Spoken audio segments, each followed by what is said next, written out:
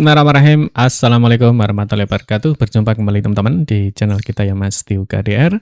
Oke teman-teman, di kesempatan kali ini ya kita akan berbagi informasi kembali ya masih di seputar dunia pendidikan ya. Dalam kesempatan kali ini kita akan berbagi informasi teman-teman, tentunya di sini ada hal penting ya, tentunya untuk ditindaklanjuti ya. Nah di sini nanti untuk guru, TU Tendik ya, dan juga siswa tentunya ini nanti harus melakukan cross check data yang mana di sini ada edaran terbaru tentunya dari Kemendikbud. Nah di sini nanti ada hal penting teman-teman ya, yang mana di sini ada penghapusan data ya atau file.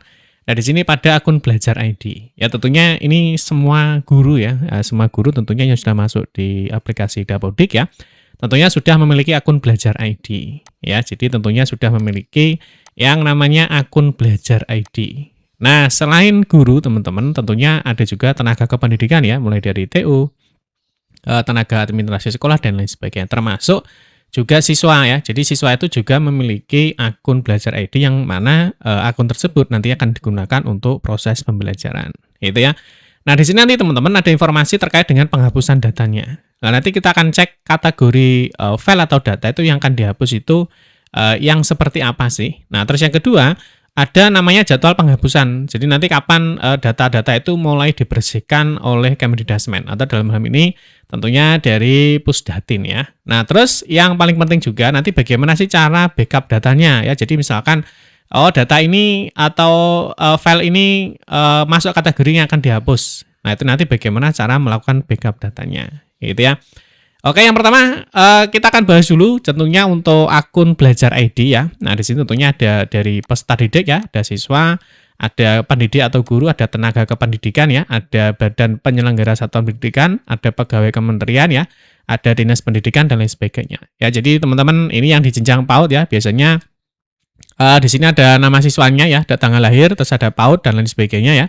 Mulai jenjang PAUD, SD, SMP, SMA, SMK, SLB, kesetaraan nanti semuanya dapat notif ya. Terus dari guru ya, guru mulai dari PAUD, SD, dan lain sebagainya. Termasuk tenaga kependidikan ya, mulai dari admin ya. Nah, karena tenaga kependidikan itu masuknya di sini admin semua. Itu ya, ada yayasan, ada dinas, dan lain sebagainya. Nah, di sini teman-teman, ada surat edaran dari Kemendikbud ya, dalam hari ini yang dikomandoi ya, atau mungkin yang sebagai PJ-nya, penanggung jawabnya adalah Pusat Data dan Teknologi Informasi. Nah, saat ini dikeluarkan di 25 Februari 2026 ya. Nah, di sini terkait dengan penghapusan file ya pada kapasitas penyimpanan akun Belajar ID untuk sekolah atau satuan pendidikan.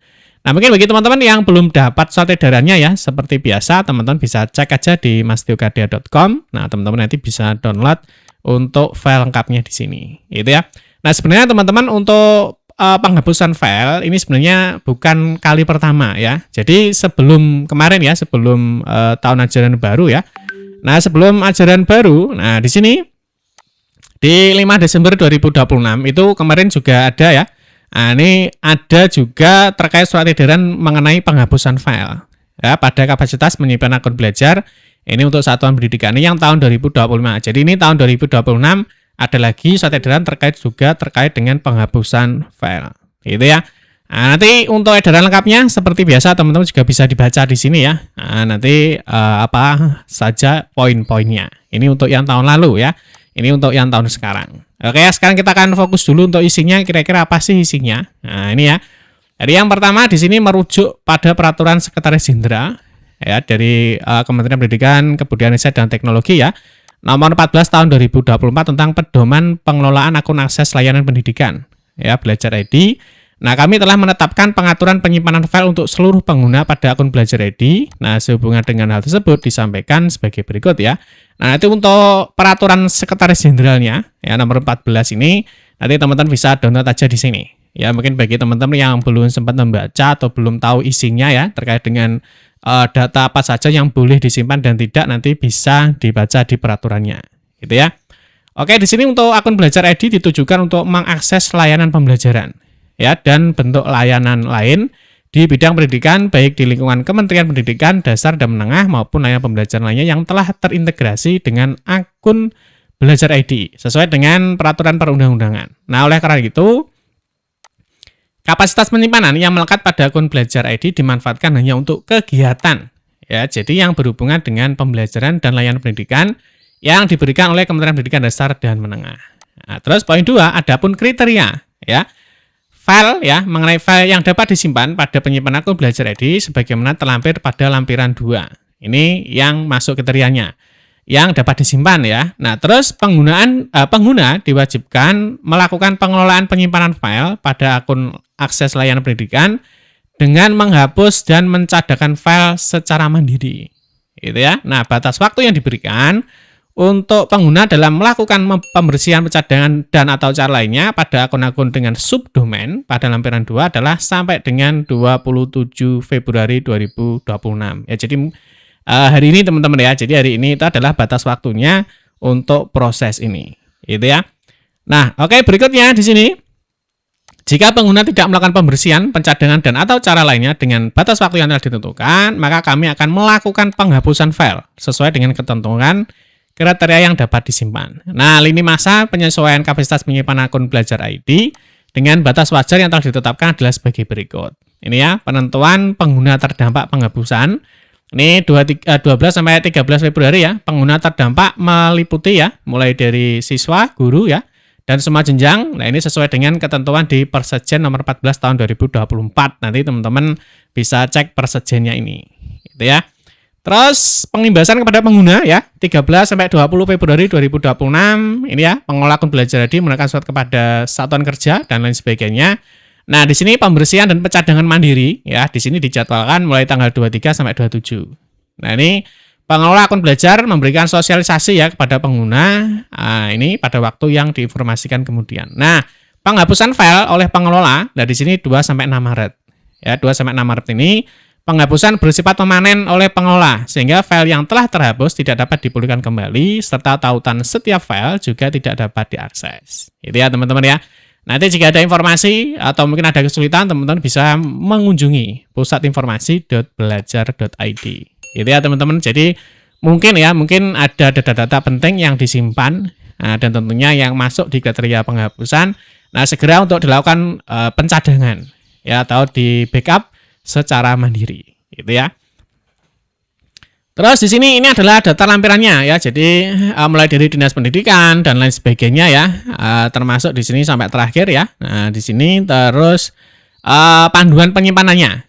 Ya, jadi panduan penyimpanan filenya. Nah, di sini nanti untuk panduannya ya. Nah, di sini tentunya pengguna layanan itu terdiri tadi yang sudah kita sebutkan ya, mulai dari siswa, guru ya, tenaga kependidikan, badan penyelenggara satuan pendidikan, pegawai kementerian, dinas pendidikan, dan lain sebagainya. Nah, di sini untuk ketentuannya, ya, ketentuan penyimpanan file. Jadi, akun akses layanan pendidikan, ini tadi ya, yang sudah kita bacakan. Nah, adapun kriteria atau file yang dapat disimpan. Jadi, boleh ya, boleh. Pada akun akses layanan pendidikan adalah berikut. Yang pertama adalah file berupa dokumen lembar kerja atau spreadsheet, dokumen pengolah kata atau word processor, atau dokumen presentasi atau PPT. File ya lainnya yang memiliki ukuran tidak lebih dari 100 MB. Itu ya. Jadi teman-teman yang boleh ini ya. Nah, 1, 2.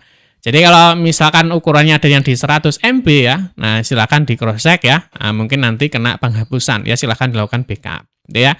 Nah, dalam hal pengguna memiliki kebutuhan penyimpanan file berbentuk video dengan kapasitas lebih dari 100 ya, pengguna dapat menyimpan file tersebut pada media alternatif lainnya sebagaimana terlampir pada lampiran 2. Ini ya.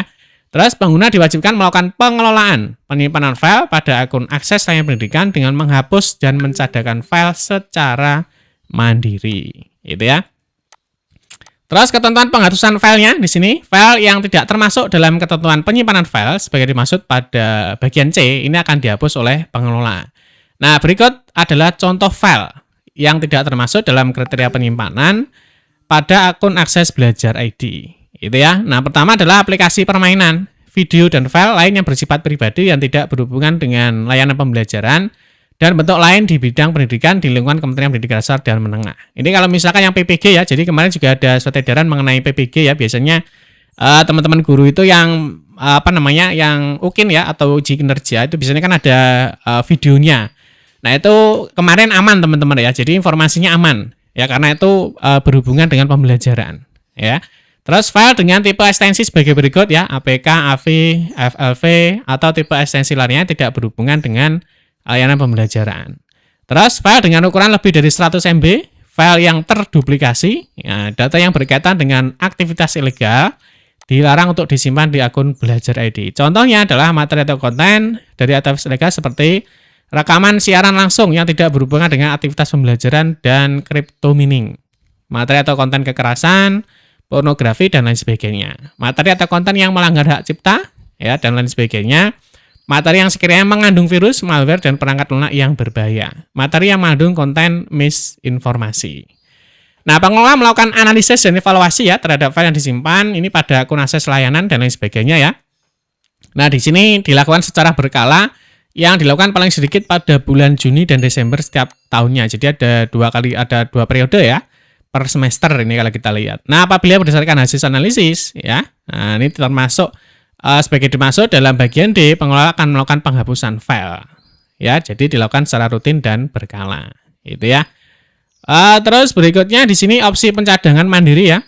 Nah, di sini yang pertama bisa dipindah ke YouTube, teman-teman ya. Tentunya teman-teman sudah paham ya bagaimana cara mengupload datanya di YouTube. Itu ya, di sini tentunya alternatif untuk memindahkan. Terus di sini untuk tata caranya untuk mengunggah ke YouTube tentunya teman-teman sudah paham. Ini ada verifikasi channel dan lain sebagainya. Itu ya. Nah, ini untuk pencadangan file yang berbentuk video. Terus di sini terakhir ya, untuk tata cara penghapusan video. Nah, di sini juga dijelaskan teman-teman ya. Jadi misalkan video-video yang sudah termasuk di dalam kategori tadi ya, yang akan dihapus filenya, itu nanti juga akan ada panduannya di sini. Itu ya teman-teman ya. Untuk itu segera untuk ditindaklanjuti ya. Jangan lupa untuk batasnya ya hari ini ya di 27 Februari. Nah, itu nanti terkait dengan data-data yang mungkin penting ya. Itu silahkan diamankan atau dicadangkan. Oke teman-teman, mungkin itu saja informasi yang dapat kita sampaikan ya di kesempatan kali ini. Semoga informasi ini bermanfaat. Mohon maaf jika ada salah-salah kata dalam memberikan informasi dan penjelasan. Kita berjumpa kembali di video-video berikutnya. Saya akhiri, wassalamualaikum warahmatullahi wabarakatuh.